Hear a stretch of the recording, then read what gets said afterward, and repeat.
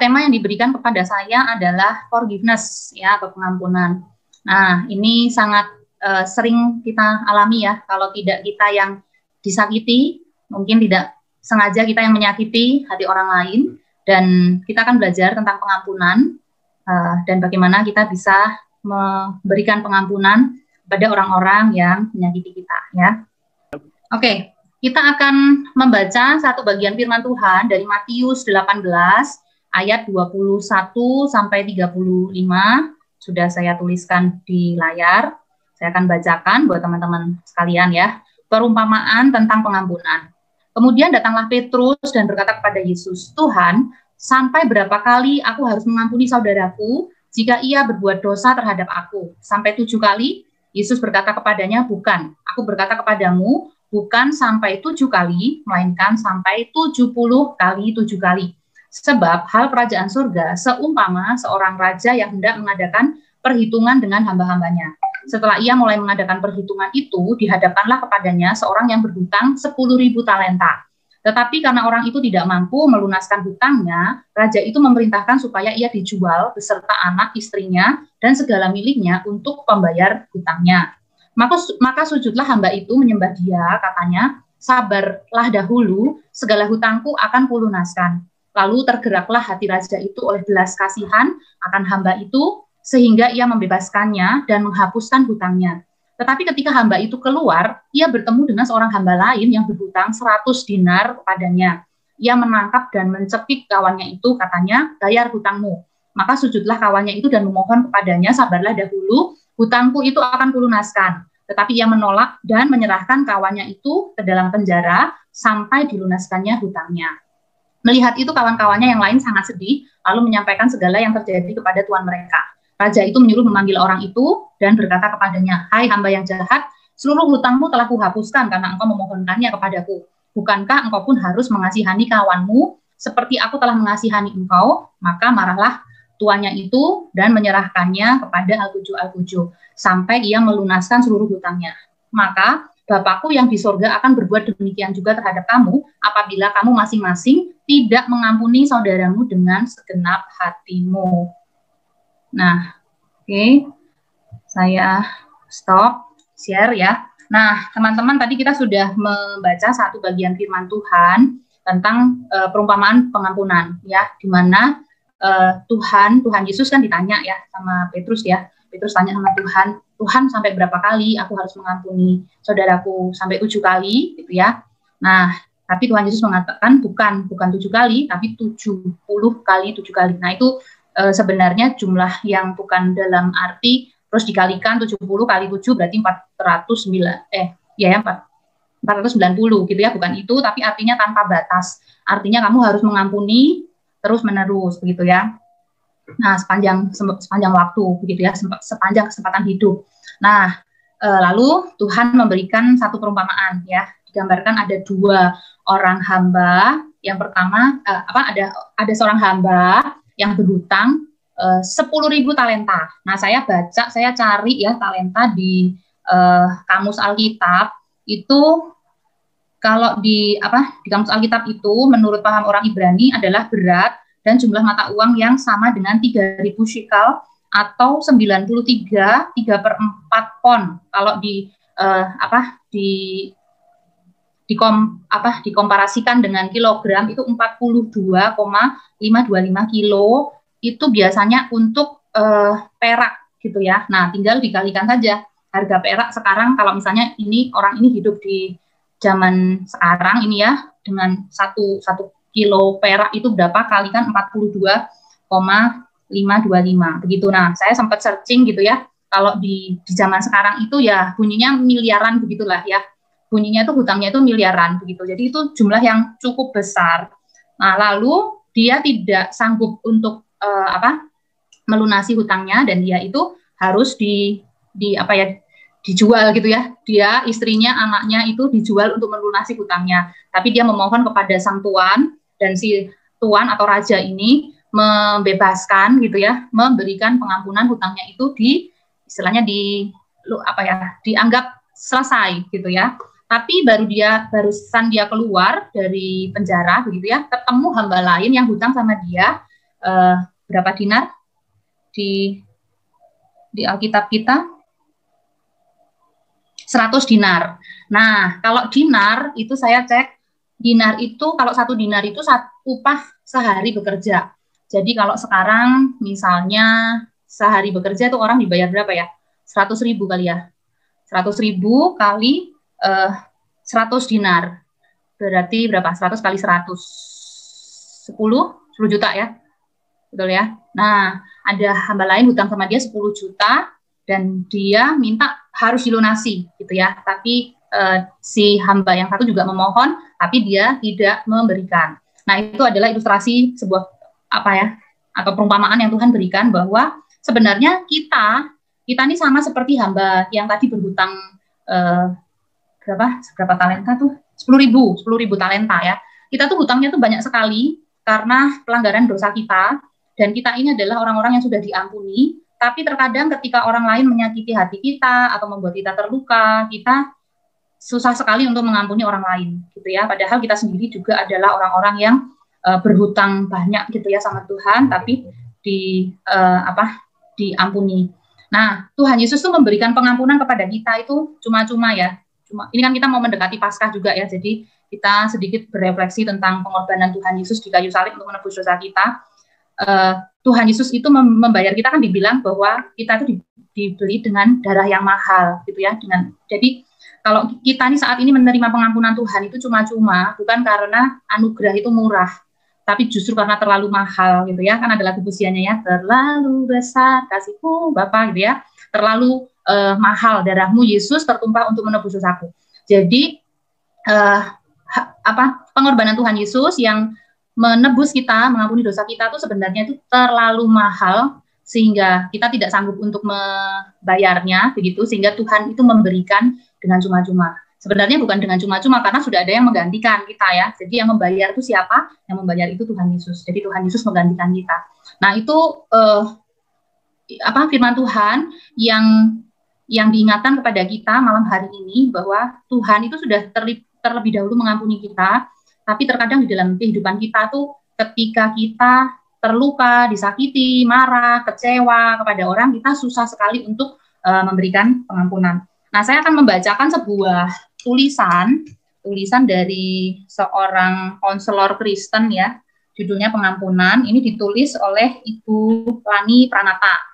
Ini dosennya Pak Cahyo, dosen konselingnya Pak Cahyo, yang dulu Pak Cahyo mungkin kalau kesaksian dia waktu mencari kriteria cewek itu sangat banyak sekali gitu ya. Lalu tapi dosennya meminta dia untuk menggumuli lagi apakah itu sesuatu yang bernilai kekal gitu ya, atau hanya sekedar physically begitu dan minta menggumuli lagi. Nah, ini Ibu Lani ya, saya akan bacakan, nanti kita akan teman-teman menyimak dari apa yang saya bacakan dan nanti kita akan bisa diskusikan ya. Pasti ada pengalaman-pengalaman juga dari teman-teman bagaimana di dalam kehidupan ini mungkin terluka atau disakiti, tetapi dari antara teman-teman juga mungkin ada yang punya pengalaman bisa melepaskan pengampunan atau memberikan pengampunan itu pada orang-orang yang menyakiti kita ya. Pengampunan adalah sesuatu yang tak ternilai harganya. Pengampunan membebaskan, menyembuhkan manusia dari segala macam perasaan yang merugikan, seperti marah, kecewa, benci, dendam, sakit hati, dan perasaan-perasaan negatif lainnya. Di samping itu, realitanya, pengampunan merupakan sesuatu yang tidak mudah dilakukan. Ada proses yang harus dijalani untuk seseorang bisa mengampuni atau menerima pengampunan dengan benar. Ada beberapa pandangan umum yang salah mengenai pengampunan. Pandangan umum yang pertama ialah mengampuni berarti melupakan. Seolah-olah kita harus forgive and forget. Melupakan disamakan dengan mengampuni. Pandangan ini seringkali mengaburkan arti dari pengampunan itu sendiri.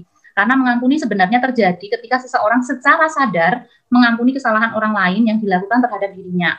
Ia mengampuni bukan karena sudah lupa akan apa yang terjadi, tetapi karena secara sadar berusaha mengampuni kesalahan yang sudah dilakukan.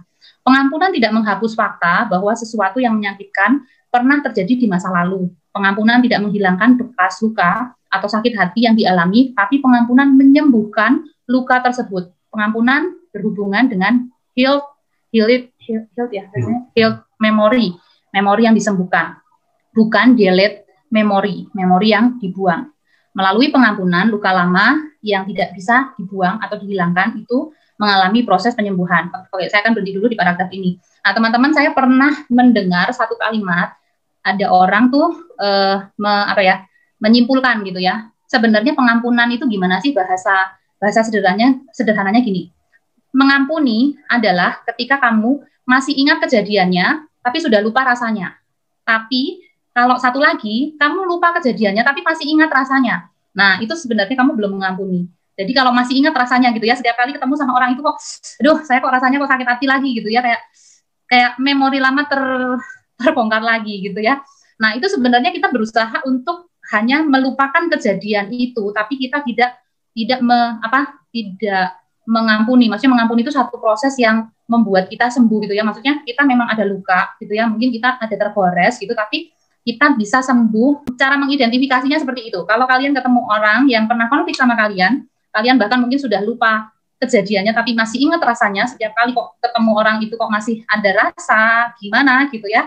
Nah, itu berarti kalian masih ada something yang belum dibereskan gitu ya. Tapi kalau kalian masih ingat kejadiannya, saya pernah konflik sama orang itu, tapi sudah lupa rasanya, sampai sudah nggak ada rasa lagi, kita bisa baikan lagi, bisa ketawa-ketawa lagi, bisa relasinya pulih kembali. Nah, itu sudah pengampunan. Nah, ada satu hal lagi, kapan hari, udah lama sih saya pernah sharing-sharing nih sama temen ya Pak Philip sih ya, yang dari Merauke itu. Nah, dia juga ada menyelesaikan konflik antar guru di Merauke.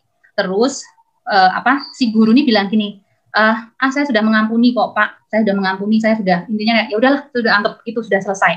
Tapi dia selalu menghindar kalau ketemu sama si guru itu. Jadi kalau si guru itu pas papasan ya lewat lorong yang sama, dia akan menghindar, mending nggak papasan. Nah, jadi itu sebenarnya mesti refleksi juga ya, sebenarnya apakah betul-betul sudah mengampuni, apakah itu hanya sudah, oh yaudah saya anggap sudah selesai gitu ya. Nah, dianggap sudah selesai tapi sebenarnya masih terganjal di dalam. Oke, saya lanjutkan lagi paragraf selanjutnya. Pandangan umum yang kedua ialah mengampuni berarti kita tidak boleh marah atau menunjukkan emosi yang kuat. Emosi kuat yang berhubungan dengan kenangan lama merupakan tanda bahwa kita belum mengampuni. Dengan kata lain, kita harus free of anger, bebas dari perasaan marah.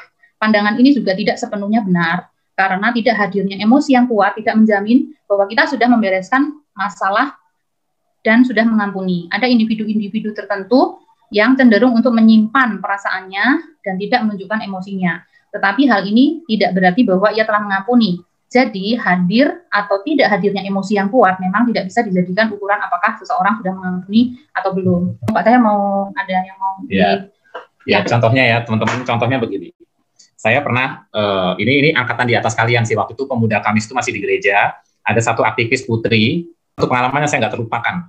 Kenapa? Karena setiap kali ketemu saya tuh dia seperti nggak enak gitu rasanya, seperti kayak nggak nyaman gitu kan, seperti kayak ada something wrong gitu. Tapi saya nggak tahu kenapa ya. Kemudian di malam Natal saya ajak bicara dia, sini saya mau bicara sebentar. Kamu ada apa ya sama saya ya? Kok saya merasa ada sesuatu yang meskipun dia nggak menunjukkan emosi ya, seperti poin kedua tadi kan, dia tidak menunjukkan emosi, tapi tetap kelihatan ada something yang nggak beres nih. Kemudian dia ngomong begini, Kak Cahyo tahu nggak? Dia manggil saya Ko Cahyo atau Kak Cahyo, saya lupa ya. Ko Cahyo inget nggak? Tahun lalu, bayangkan ya, setahun loh. Tahun lalu, Ko Cahyo itu pernah ngajak saya salaman di gereja. Ini pemuda Kamis, acara persekutuan pemuda Kamis.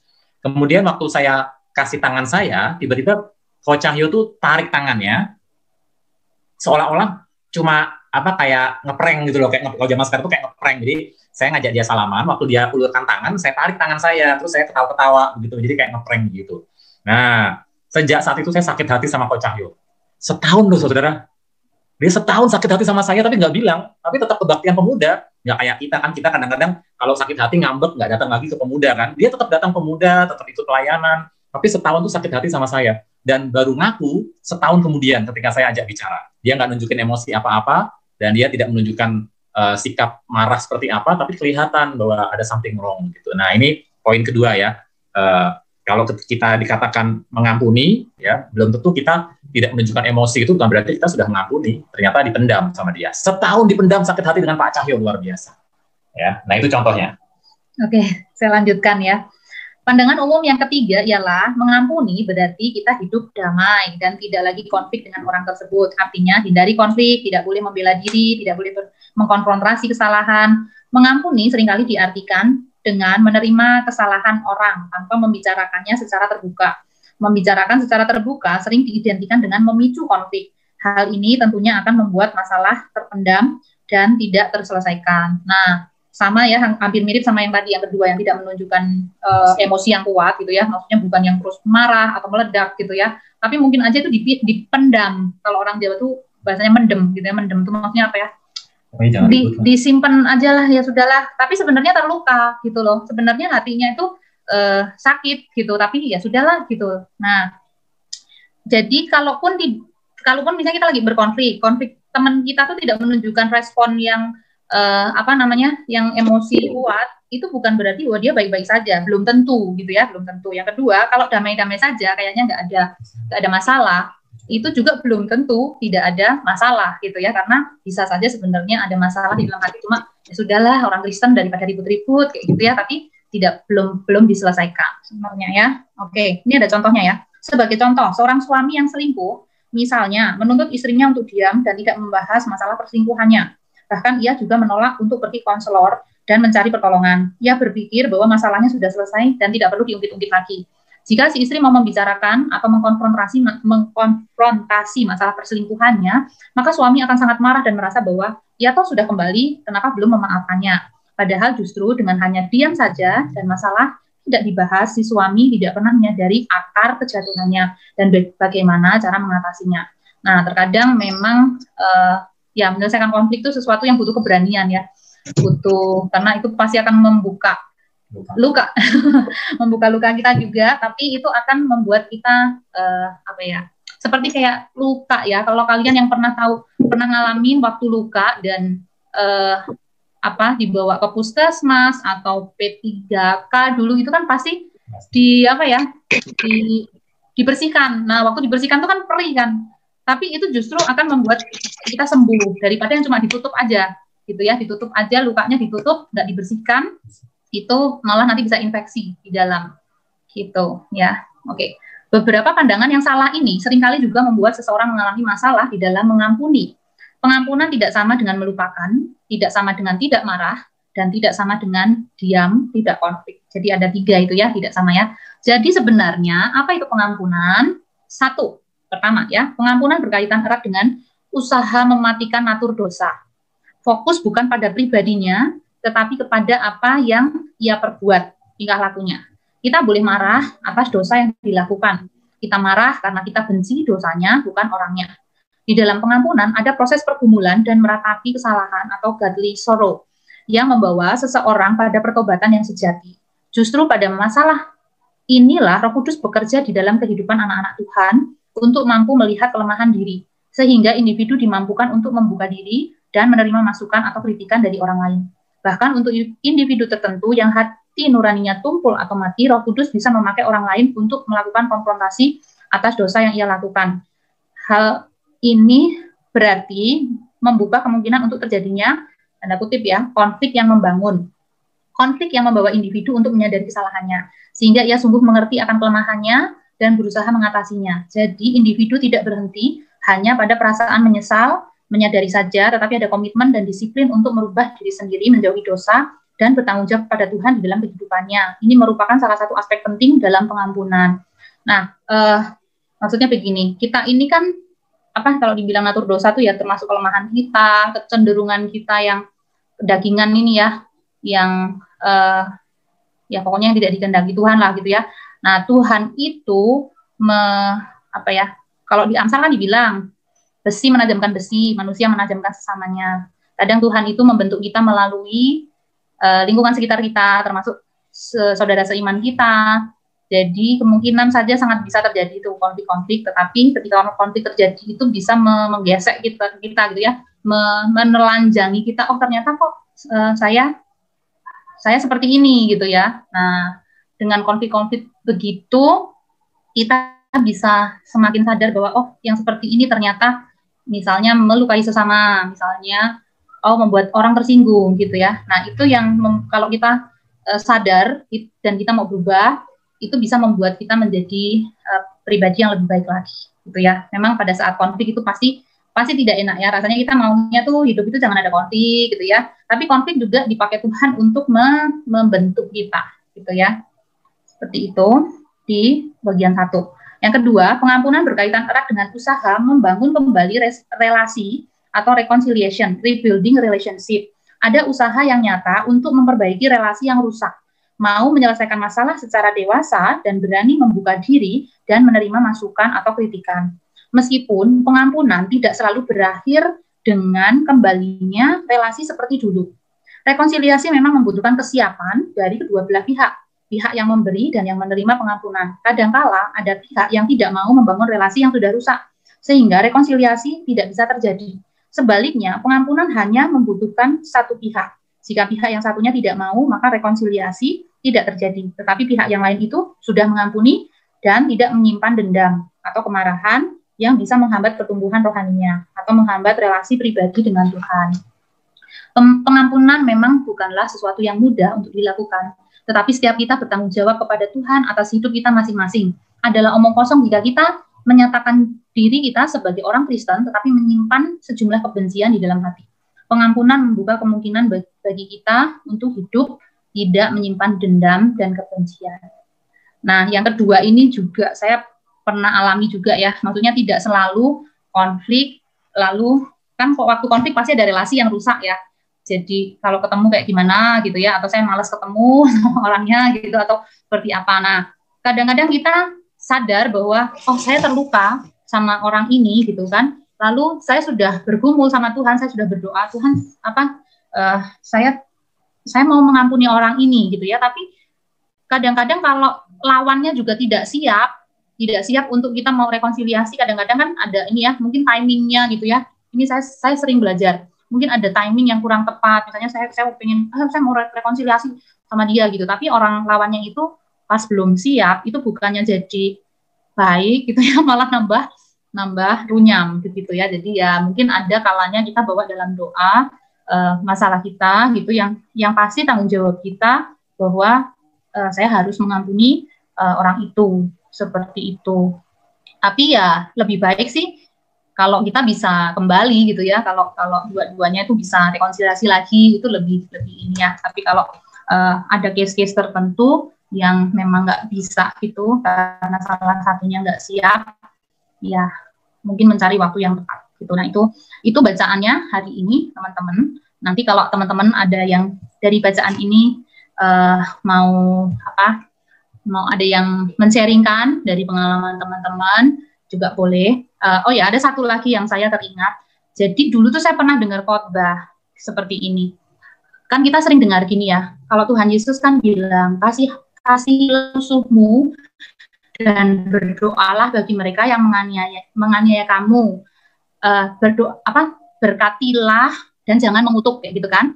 Nah, dulu itu saya sebelum dengar yang khotbah ini ya, yang saya tuh taunya tuh, oh kalau memberkati orang, oh saya memberkati gitu ya, berarti saya mendoakan, ya saya memberkati dia, di dalam doa saya tuh saya bilang, Tuhan, kiranya orang ini begini gitu ya. Jadi, nah si hamba Tuhan ini bilang begini, kata memberkati itu sebenarnya adalah ngomong yang baik-baik tentang orang yang menyakiti kita gitu ya. Jadi memberkati itu bukan hanya di dalam doa, tapi kita ngomong yang baik-baik tentang orang itu. Nah, kecenderungannya biasanya kita justru malah kebalikannya. Kalau kita tuh lagi konflik sama seseorang ya, terus ada orang tuh ngomong negatif nih, kita langsung terpancing, oh iya memang orang itu kayak begitu tuh, dia juga sama saya kayak gitu tuh. Nah, itu kan berarti kan ngejelek-jelekin gitu ya, ngomong yang jelek-jelek tentang orang itu. Nah, tapi kata berkatilah dan jangan mengutuk tuh maksudnya bukan hanya di dalam doa kita, tapi kita berusaha untuk ngomong yang baik-baik. Ya, orang itu baik. Susah nggak? Pasti susah kan kalau kita ada ganjelan sama orang itu, pasti kita malas gitu ya, mau di mata kita tuh pasti nggak ada yang baik. Orang itu kalau yang orang berkonflik sama kita tuh pasti jadi negatif semua, ya kan? Nah, tapi firman Tuhan itu mengingatkan seperti itu. Nah, memang waktu saya diskusi sama Pak Cahyo juga ya, memang kata memberkati itu eulogia ya, bahasa Yunani ya. Nah, itu kalimat berkat itu memang kayak perkataan positif atau kata-kata yang memuji kayak gitu-gitu, seperti itu. Oke, nah kita kan buka ruang sharing ya teman-teman. Nanti dari yang bacaan tadi saya sudah bacakan, mungkin ada teman-teman yang rindu juga membagikan sharing pribadi yang mungkin bisa menguatkan kita. Mungkin ada pengalaman teman-teman juga, boleh di-sharingkan. Kalau belum ada, saya mau sedikit sharing dulu ya. Nanti mungkin teman-teman kalau setelah ini ada yang mau sharing. Kalau saya sendiri bukan belum pernah sih, ada sih satu kali pengalaman yang maksudnya yang mengampuni ya banyak sih, tapi bukan yang kayak berat sekali gitu ya. Tapi saya ini kesaksian dari kakak saya almarhumah ya kan. Kakak saya sudah meninggal berapa tahun yang lalu. Dulu waktu dia masih kecil, waktu dia masih anak-anak, dia kan tinggal sama om sama tante gitu ya. Jadi karena sebenarnya saya ini kakak adik bersaudara gitu, tapi dari anak-anak, dari bayi itu kakak saya tinggalnya sama nenek, sama tante, sama om. Sedangkan kalau saya sama mama saya gitu. Nah, ini omnya ini dia itu bukan orang Kristen ya sebenarnya. Jadi Kristennya itu Kristen karena menikah aja sih, karena menikah terus ya nikah di gereja gitu. Tapi nggak pernah ke gereja, nggak pernah baca Alkitab gitu. Ya cuma nginjakin gereja cuma satu kali. Nah ini nggak tahu gimana om ini kayak benci banget sama kakak saya gitu ya. Jadi dari sejak kecil tuh kalimat-kalimat yang ditujukan ke kakak saya itu selalu negatif lah, selalu dibilang goblok, bodoh, terus jelek gitu loh. Nah jadi kakak saya tuh sampai minder banget karena perkataan-perkataan negatif yang terus diucapkan dari si om ini gitu kan. Terus kadang-kadang main fisik juga suka kayak kalau anak-anak suka ditonyol kepalanya gitu, oh dasar bodoh kayak gitu-gitu kan. Nah itu tuh betul-betul membuat yang kakak saya tuh beneran yang jadi tumbuh menjadi pribadi yang minder gitu ya. Nah sampai suatu ketika dia di usia remaja pemuda gitu, akhirnya dia lahir baru gitu ya, intinya mendengar berita Injil, meskipun kita sama dari kecil sudah Kristen gitu, tapi kan ada tuh ya momennya di mana kita mendengar berita Injil dan begitu merasa bahwa kita ini orang berdosa tapi mendapat pengampunan yang begitu luar biasa dari Tuhan, dan rasanya itu kayak kasih Tuhan itu berlimpah banget sama kita gitu, kayak merasakan kasih Tuhan. Nah itu tuh titik yang turning point banget gitu buat kakak saya itu beneran yang kayak dipulihkan gitu ya, gambar dirinya dipulihkan, dia merasa berharga gitu ya, dia merasa bahwa yang kalimat-kalimat negatif dari omnya itu tuh ya udah itu perkataan manusia gitu loh, tapi Tuhan itu menerima apa adanya kayak gitu, mengampuni dosa-dosa gitu, pokoknya dia merasa berharga gitu. Nah kasih Tuhan di dalam diri kakak saya ini itu yang bisa memampukan dia untuk memberikan pengampunan gitu kan. Jadi itu dia tuh kayak sebenarnya tuh kayak sudah trauma banget, sudah kayak benci banget, karena dulu tuh pernah ada satu titik waktu masih anak-anak, kakak saya tuh kepengen meracuni omnya saya itu, omnya kita gitu, omnya kami ya. Tapi karena masih anak-anak dia nggak tahu cara ngeracuninya, jadi kan setiap hari tuh bikin kopi. Nah, terus saya tuh pikir tuh kapur kan dulu kalau di SD zaman kita masih anak-anak tuh kan kapur tuh kayak bahan kimia gitu kan. Nah, ditumbuk itu kapur dimasukin di kopi, ya jelas kopinya putih semua gitu kan. Jadi maksudnya istilahnya tuh nggak pinter gitu mau ngeracunin tapi nggak tahu cara ngeracunin ya gitu ya. Ceritanya seperti itu. Tapi di usia remaja ketika dia sudah mengenal Tuhan itu dan dia merasa bahwa dia harus mengampuni, om saya kan kena ini stroke gitu ya, sampai dia pokoknya nggak bisa lumpuh setengah kayak gitu, nggak bisa apa-apa di tempat tidur gitu ya. Nah di akhir-akhir hidupnya om saya itu, kakak saya itu bisa datang ke kamarnya, dia memberitakan Injil, dia itu menyampaikan Injil dan didoakan. Tanya om percaya nggak sama Tuhan Yesus? Tuhan Yesus tuh mati buat om kayak gitu. Nah itu tuh luar biasa banget. Dan setelah jadi misalnya hari ini cici saya tuh memberitakan Injil dan mendoakan, terus besoknya itu meninggal dengan tenang gitu loh. Dan itu tuh kakak saya tuh sharing banget sama saya gimana Tuhan itu memang memulihkan dirinya, gambar dirinya yang sudah rusak itu, dan bahkan dia bisa memberikan pengampunan. Dan itu yang saya melihat tuh, itu kayaknya hal yang susah banget gitu loh, karena bertahun-tahun diperlakukan istilahnya semena-mena terus gitu loh sama om saya, dan dia bisa melepaskan pengampunan. Nah itu sharing dari saya. Mungkin teman-teman mungkin ada pengalaman yang bisa dibagikan, yang bisa memberkati teman-teman lain juga. Dipersilakan. Ya, tidak harus ekstrim tadi sih, sampai dibully bertahun-tahun. Oh. Saya boleh. Ya, boleh. Ya, terima kasih buat firman-Nya. Saya juga diingatkan, ya memang kalau mau mengampuni juga, memang proses sih. Saya yang paling sulit itu mengampuni ibu tiri saya.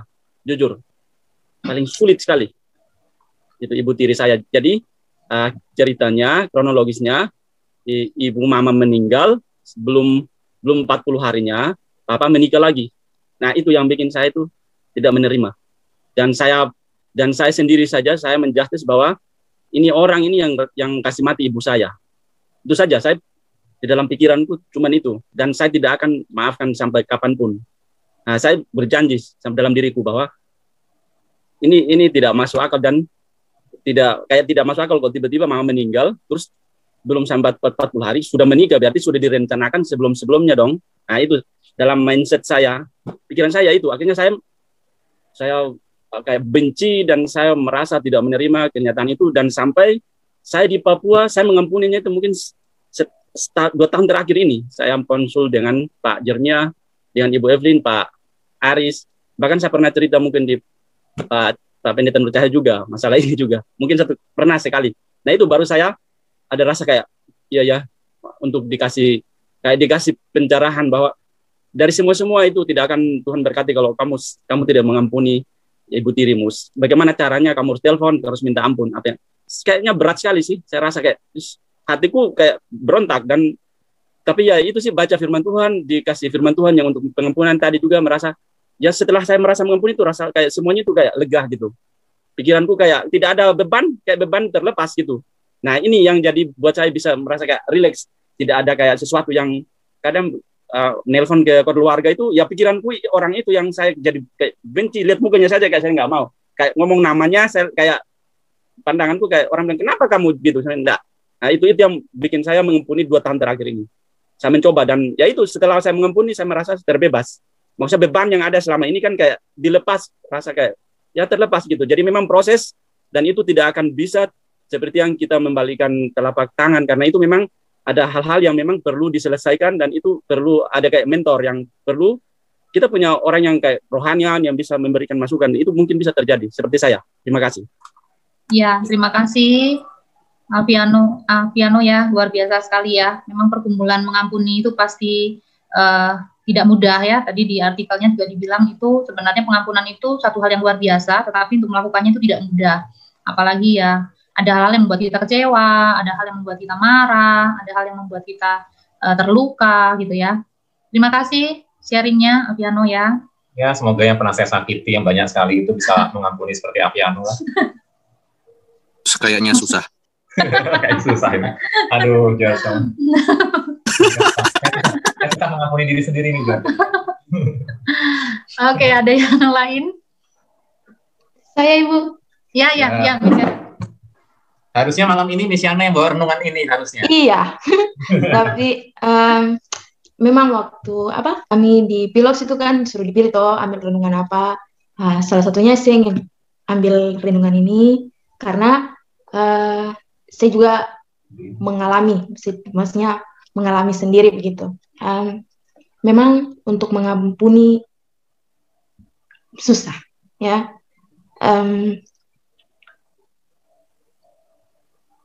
Saya itu tidak suka dengan mama saya, ya. Jadi saya pernah mengalami satu kepahitan dengan terkhususnya tuh mama, ya. Jadi dari SD sampai SMA kelas 1, ya, dari SMA kelas 1 itu kalau orang lain bilang anak satu-satunya itu pasti disayang lah, dimanja lah, apalah kayak gitu tapi yang saya rasa itu beda, itu maksudnya tahu mama Papua kan dong cara didik begitu, atau masih juga kurang tahu. Jadi saya mengalami kekerasan, ya, pokoknya bukan saya yang salah, pasti saya yang kena gitu. Dan kalau misalnya salah itu maksudnya kalau orang lain dicubit lah, dibentak lah, apalah, tidak. Ini sampai pernah yang paling parah sekali, saya pernah dipukul sampai jatuh, terus di sini di luka jahit. Siapa yang tidak benci coba, maksudnya tidak marah sekali begitu.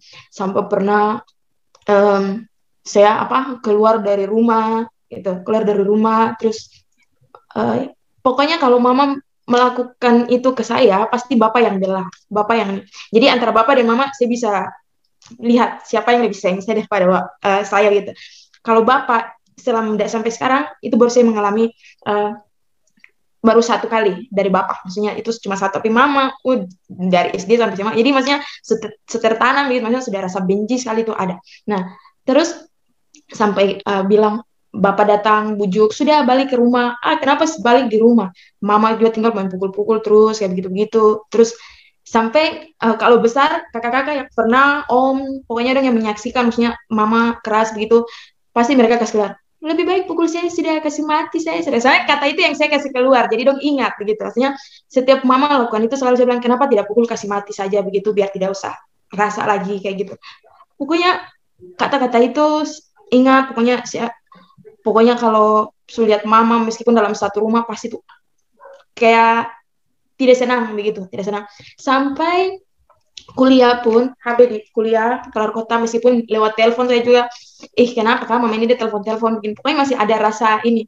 Nah sampai dimana puji Tuhan bisa sekolah di tempat yang sangat-sangat luar biasa, maksudnya itu sangat membentuk Siane, dan Siane lihat sendiri sampai waktu itu ulang tahun kalau tidak salah. Nah di situ baru saya berdoa dan saya ambil keputusan untuk mengampuni mama saya, yaitu dengan apa?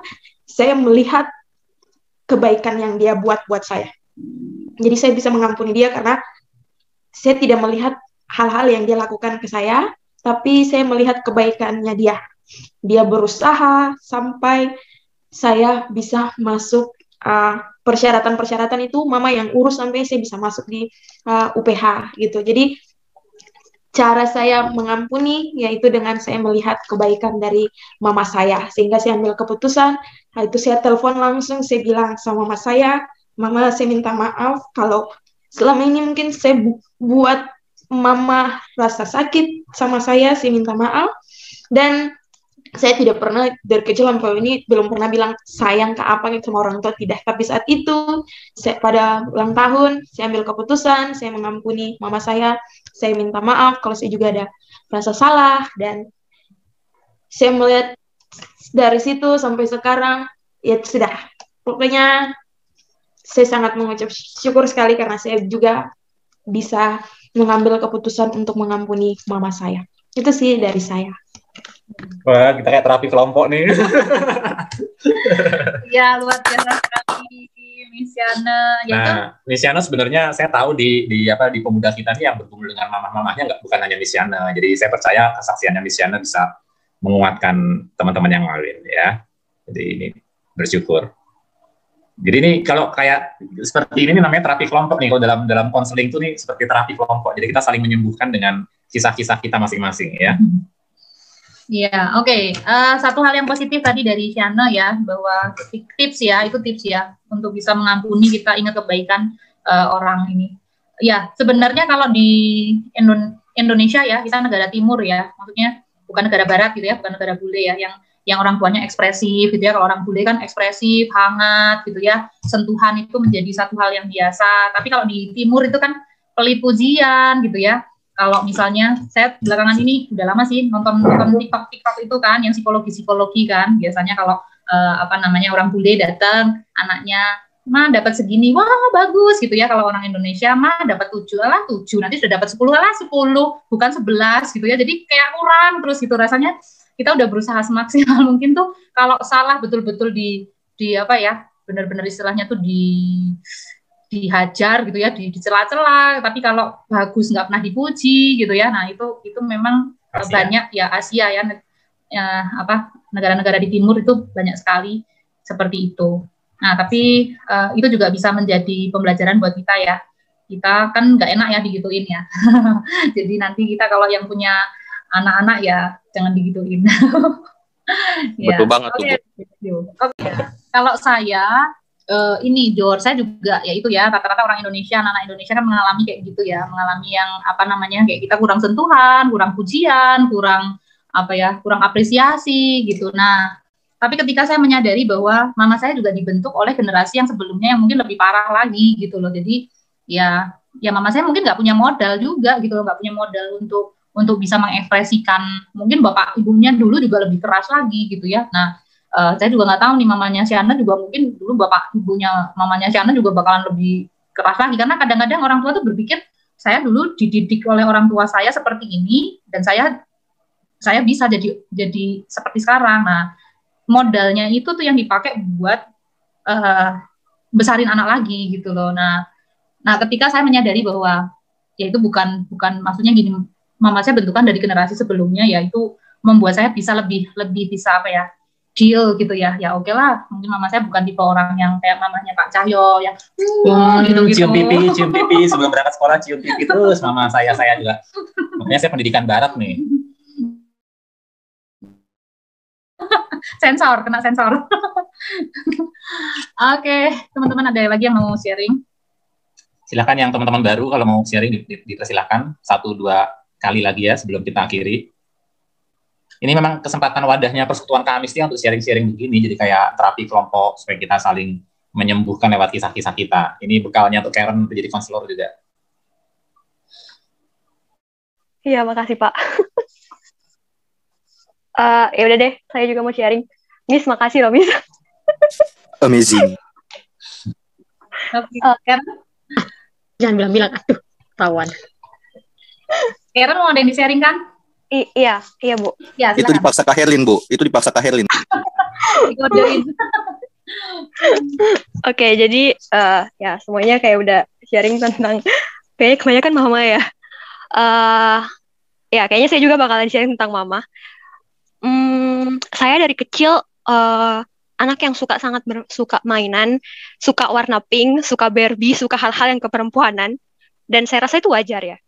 Tapi di satu sisi mama saya itu selalu ngajarin cewek itu nggak boleh lemah, terus dikit-dikit jangan cengeng, jangan nangis, apa ya, pokoknya sedikit-sedikit kayak apa sih, itu aja cengeng, itu aja nangis, nilai di sekolah kalau baik apa ya, ini mah hanya sekelas, belum satu angkatan gitu, kayak nilai kamu nih apa ya, belum bisa dibanggakan gitu. Kalau saya pulang sekolah selalu yang dihampirin itu kayak udah hafal perkalian belum, 1 sampai perkalian 1 sampai perkalian 9. Saya tidak hafal Pancasila sambil mama jemur baju, saya masih ingat banget itu. Kalau saya tidak bisa hafal 1 sampai 5, mama bakalan ambil hanger dan pukul betis saya gitu. Nah, dan saya tumbuh di keluarga yang papa saya itu apa ya, tidak terlalu peduli lah. Maksudnya dia orang yang penyayang, tapi kalau memang mama saya yang sudah ambil tindakan, dia tidak akan berani apa ya, intervensi lah. Nah, di suatu waktu mama selalu ngelarang ini itu, persekutuan ibadah hanya boleh hari Minggu, jangan pergi-pergi keluar selama itu bukan hari Minggu. Nah, terus kalau main sama teman-teman ingat waktu, kalau pulang les nggak boleh main lagi. Saya pernah apa ya, waktu itu karena saya memang betul-betul ingin main sama teman-teman bulu tangkis di tempat les, papa saya tuh sampai nyariin gitu naik motor, padahal saya di tempat les, dan pas saya pulang hanya satu yang saya pikirkan, saya penuh ketakutan karena apa ya, membayangkan reaksi mama saya melanggar peraturannya itu sungguh menakutkan gitu. Lalu pokoknya semua hidup saya tuh harus teratur gitu seperti yang mama mau, dan banyak hal yang tidak bisa saya pilih sendiri. Yang paling saya sesalkan sih, saya memiliki karakter yang susah sekali untuk apa ya, terbuka dan juga membagi beban gitu ke orang lain. Mungkin ada teman-teman yang kayak, bukan teman-teman sih, waktu pas pemakaman mama banyak sekali yang kayak nanya gitu, kenapa sih Karen kok kelihatannya baik-baik aja, dia nggak nangis, dia nggak apa ya, bergetar, bahkan di depan peti mamanya sendiri, wah dia senyum ke orang lain gitu, masih menerima jabat tangan. Banyak sekali teman-teman yang kayak bahkan tidak kuat dan mereka keluar dari pintu rumah gitu karena ngelihat saya yang seperti itu. Nah, yang mau saya ceritakan itu didikan mama saya. Dia orang yang bahkan ketika opa saya meninggal pun dia tidak menangis sedikit pun. Saya tidak pernah melihat dia menangis, dan itu membuat saya seperti, oh jadi kalau perempuan itu menghadapi sesuatu hal yang menyedihkan bukan hal yang lumrah untuk menangis di depan umum gitu. Tapi apa ya, dan saya tuh sangat sulit sekali menangis di depan mama saya. Dan yang mungkin yang paling membuat saya tidak terlupakan adalah ketika mama saya menarik nafas terakhirnya, saya berhasil menangis di depan orang banyak, dan itu membuat saya kayak, mah ini loh rasanya menangis gitu. Bahkan saat mama saya menarik nafas terakhirnya, saya masih sempat berpikir, boleh nggak saya nangis di keadaan seperti ini? Boleh nggak, kali ini aja, kali ini biarkan saya menangis gitu. Mama selalu menunjukkan pribadi yang nggak mudah untuk menangis. Tapi untuk kali ini aja, biarkan saya menangis di depan orang. Ini sulit ya, karena bahkan ketika saya cerita ke konselor saya di universitas, dia juga lumayan kaget karena saya menceritakan hal ini dengan kayak tidak punya emosi begitu. Lalu dia mengatakan bahwa coba deh kamu nulis gitu, bagaimana perasaan kamu ke mama selama ini. Apa yang membuat kamu menyesal, apa yang membuat kamu susah untuk mengutarakan emosi di depan orang lain. Nah, pertama saya kira, oh ya udahlah, cerita biasa. Kayak cerita aja lah, mama kayak gini. Nah, yang tidak saya pikirkan adalah ketika saya menulis bagaimana mama saya mendidik saya, dan yang paling saya ingat adalah detik-detik terakhir mama saya benar-benar tidak bisa memaafkan diri saya sendiri gitu. Karena selama ini yang saya lihat, saya selalu menyalahkan mama yang mendidik saya begitu keras. Tapi banyak orang yang bilang, bukan banyak sih, ada teman mama yang pernah bilang kalau mama itu bangga loh kamu masuk ke Saat. Dia bangga sekali anaknya bisa bukan masuk ke Saat, bisa mau jadi hamba Tuhan gitu. Dia sebenarnya bangga sama kamu, hanya dia nggak bisa ngutarainnya gitu. Karena dia dididik bukan seperti itu. Dia dididik dan saya sudah lihat sendiri mama saya seperti apa. Bukan orang yang mungkin memuji atau memberikan hadiah, tidak. Tapi dari didikannya selama ini, setidaknya ada beberapa hal yang bisa saya ingat, beberapa hal yang bisa saya rasakan, dan setiap momen-momen itu pasti masih bisa terkenang gitu. Dan saya bersyukur meskipun mama seperti itu,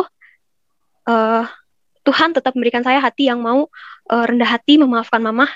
Dan dia akhirnya, meskipun saya sempat marah, kenapa sih mama nggak ngakuin ini saat dia hidup? Kenapa sih kayak gitu? Maksudnya, ya mama tuh punya waktu yang banyak untuk bicarain ini.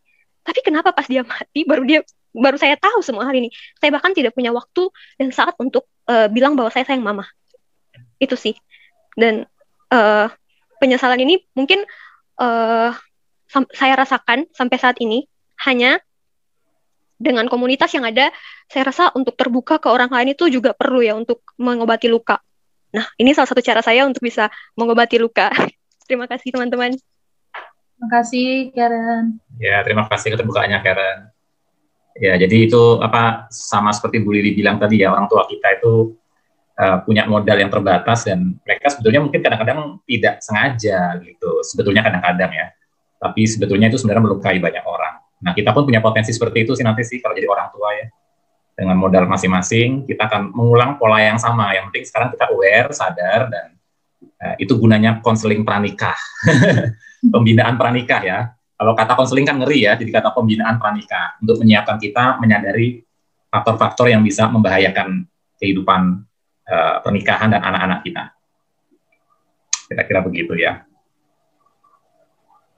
Terima kasih Karen. Okay. Saya pikir cukup ya kesaksian hari ini. Cukup ya, nanti kalau mau sambung lagi, nanti pengurus youth bikin jadwal lagi, part 2. Oke, teman-teman, untuk menutup dari renungan kita dan sharing kita malam hari ini, saya rindu kita semua bisa menaikkan pujian ini. Saya share screen ya, nanti Pak Cahyo yang akan tutup dalam doa ya. Kalau ada yang tahu lagu ini bisa nyanyi sama-sama. Oke, di mute ya. Ketika hatiku telah disakiti, ajarku memberi, hati mengampuni. Ketika hidupku telah dihakimi, ajarku memberi, hati mengasihi. Ampuni bila kami tak mampu mengampuni yang bersalah kepada kami, seperti hati Bapa mengampuni, mengasihi, tiada pamrih.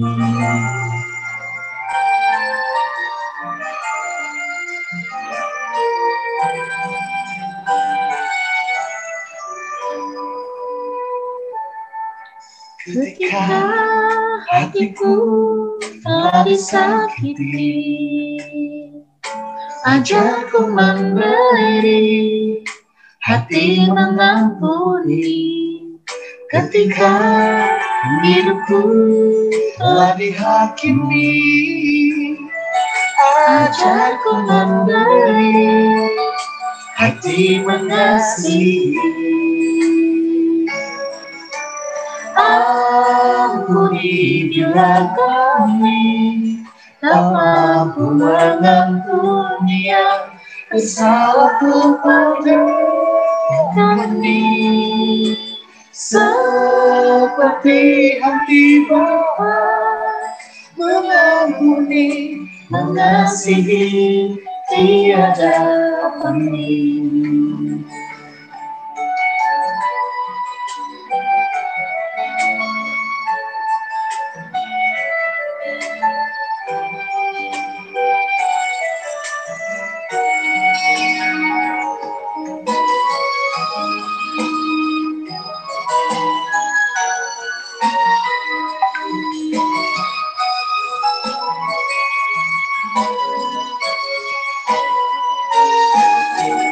Ampuni bila kami tak mampu mengampuni yang bersalah kepada kami, seperti hati Bapa mengampuni, mengasihi, tiada banding. Seperti hati Bapa mengampuni, mengasihi, tiada banding. Kasih-Mu Tuhan di hati kami, mengasihi, tiada banding.